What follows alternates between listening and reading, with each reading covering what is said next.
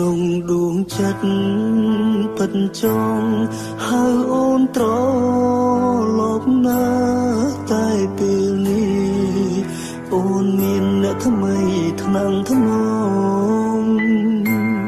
មូលហេតុយើងបែកគ្នាព្រោះរឿងយល់ច្រឡំគឺរូបបង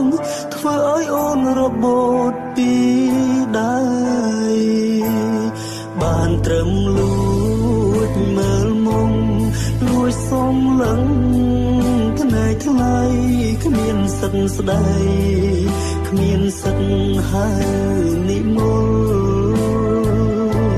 តមនុស្សធ្លាប់ស្រឡាញ់គ្នាបែរធ្វើជាមិនស្គាល់បងពីបាតទូយកការពិតណា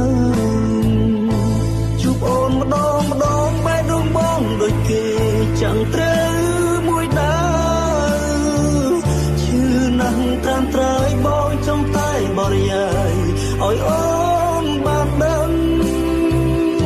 ថានឹងអូនណាស់បងស្រឡាញ់អូនណាស់ដឹងទេប្រលឹងតែខ្លាចគេដឹងខ្លាចគេប្រចាំរកគ្រឿងជីវ៉ា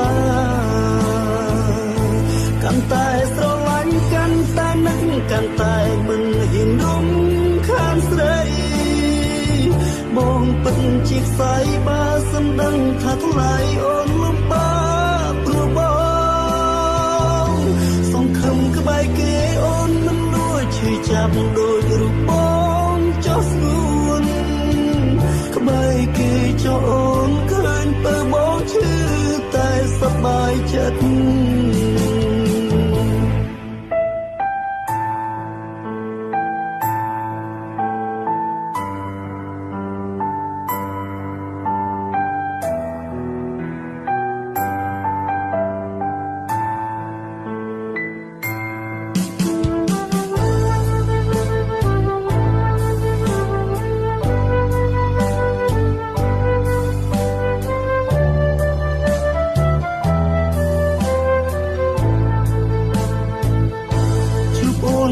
ម្ដងបែរដងបងដូចគេchẳngត្រូវមួយដើឈឺណាស់ត្រាំត្រើយបងចង់តែបរិយាយឲ្យអូនបានដឹងថាបងនឹងណាស់បងស្រឡាញ់អូនណាស់ដឹងទេប្រលឹង